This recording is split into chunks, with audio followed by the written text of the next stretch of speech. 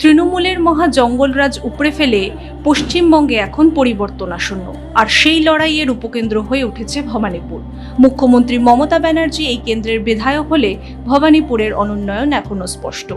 সন্ত্রাসকে চোখ রাঙিয়ে হাতিয়ার করে ভোট বৈতরণী পার করার দিন এবার শেষ। তার উপরে ভবানীপুরে বিজেপি প্রার্থী খোদ রাজ্যের বিরোধী দলনেতা। গত 5 বছরে যিনি বিধানসভা ও রাজপথে সমানে টক্কর দিয়েছে মমতা ব্যানার্জিকে, আর শুভেন্দু অধিকারীর প্রতিরোধের মুখে ভয় ভাঙছে ভবানীপুরে। সেই উন্নয়নের দাবিতে প্রকাশ্যে সরব হচ্ছে স্থানীয়রা। স্থানীয়দের দাবিকে মর্যাদা দিয়ে ভবানীপুর কেন্দ্রের জন্য ঘোষণাপত্র প্রকাশ করল বিজেপি। মনোনয়ন পেশের ঠিক আগে তার বিকশিত ভবানীপুরের রূপরেখা তুলে ধরলেন বিরোধী দলনেতা। নমস্কার, আমি চন্দ্রিমা, আপনারা দেখছেন মাধ্যম। শেষ পর্যন্ত সঙ্গে থাকবেন। কলকাতার অন্যতম অভিজাত এলাকা দিয়েছে নেতাজি সুভাষচন্দ্র বসু, শ্যামাপ্রসাদ মুখার্জির মতো মনীষীকে। কিন্তু গত 15 বছরের তৃণমূলের শাসনে ভবানীপুরের সেই গৌরব ধুলোয় মিশে গিয়েছে। কিন্তু আজও সেখানে বৃষ্টি হলেই রাস্তায় জল জমে যায়। সরকারি হাসপাতালে চলে বেলাগাম দালালরাজ, আর রাস্তায় বেরিয়ে নিরাপত্তাহীনতায় ভোগে মা বোনেরা। কিন্তু আর না, ভবানীপুরের চেহারা বদলাতে বিরোধী দলনেতা শুভেন্দু অধিকারীর গ্যারেন্টি, ভবানীপুরের প্রতিটি সরকারি হাসপাতাল হবে দালাল মুক্ত। গরিব মানুষকে আর চিকিৎসার জন্য লাইন দিতে হয়রানি হতে হবে না। প্রতিটি ঘরে পৌঁছবে পরিশ্রুত পানীয় জল। প্রতিটি ওয়ার্ডে হবে চকচকে রাস্তা। আর বর্ষার জল জমা বা বিদ্যুৎপৃষ্ট হয়ে মৃত্যুর ভয়, সেটার কি হবে?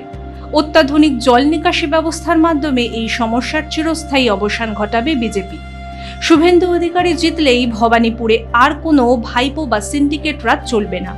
পুলিশ হবে রাজনৈতিক প্রভাব মুক্ত। দিনের 24 ঘন্টা নিরাপদে থাকবে মা বোনেরা। রাতের পার্কিং এর নামে তোলাবাজি কিংবা গয়নার দোকানে সশস্ত্র হামলা সব বন্ধ হবে। ব্যবসায়ীরা করবেন নির্ভয় ব্যবসা। জবরদখল আর অবৈধ নির্মাণের দিন শেষ। এবার বলবৎ হবে প্রকৃত আইনের শাসন। দক্ষিণ কলকাতার গর্ব আদিগঙ্গার পূর্ণাঙ্গ সংস্কার করে তাকে পুরনো রূপে ফিরিয়ে দেয়া হবে। নেতাজি সুভাষচন্দ্র বসু ও ডক্টর শ্যামাপ্রসাদ মুখার্জির স্মৃতি বিজড়িত স্থানগুলোকে রাজনীতিমুক্ত করে গড়ে তোলা হবে বিশ্বমানের পর্যটন কেন্দ্র হিসেবে।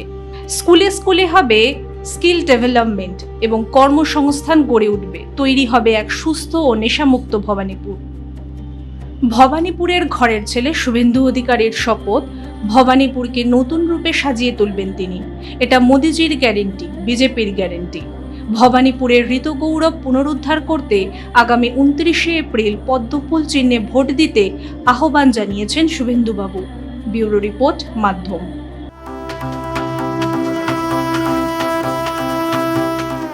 जब विजन बड़ा हो, जब नेतृत्व निर्णायक हो, तब विकास सिर्फ घोषणा नहीं, वास्तविकता बनता है। आज महाराष्ट्र उसी वास्तविकता को जी रहा है।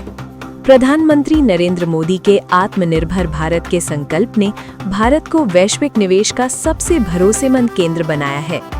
दुनिया की बड़ी अर्थव्यवस्थाएं आज भारत में अवसर देख रही हैं, और उस अवसर का सबसे मजबूत स्तंभ है महाराष्ट्र। उद्योग, निवेश और निर्यात के क्षेत्र में महाराष्ट्र लगातार देश में अग्रणी राज्य रहा है। चाहे औद्योगिक उत्पादन हो, चाहे विदेशी निवेश आकर्षित करना या फिर इंफ्रास्ट्रक्चर की मजबूती, महाराष्ट्र ने कई राज्यों से आगे निकलकर अपनी अलग पहचान बनाई है। दावोस 2025 में महाराष्ट्र ने 15.72 लाख करोड़ रुपए के निवेश समझौते कर नया रिकॉर्ड स्थापित किया। ये केवल कागजी समझौते नहीं हैं, इनमें से 80% परियोजनाएं क्रियान्वयन के चरण में है, जो भारत में सबसे अधिक है। यही महाराष्ट्र की कार्य संस्कृति है, घोषणा से जमीन तक की तेज यात्रा। मुख्यमंत्री देवेंद्र फडणवीस के नेतृत्व में नई औद्योगिक नीति 2025 लागू की गई। स्पष्ट दिशा, सरल प्रक्रियाएं और निवेशकों के लिए स्थिर वातावरण के साथ राज्य का लक्ष्य है 16 लाख नए रोजगार सृजित करना। हर जिले में उद्योग, हर युवा के लिए अवसर। 36 plug in play MSME park तैयार किए गए हैं, जहां भूमि, बिजली और आधारभूत सुविधाएं पहले से उपलब्ध हैं। उद्योग शुरू करने में अब कोई अनावश्यक देरी नहीं। मैत्री 2.0 पोर्टल AI चैटबॉट के साथ अनुमतियों की प्रक्रिया को पूरी तरह डिजिटल, पारदर्शी और तेज बना रहा है।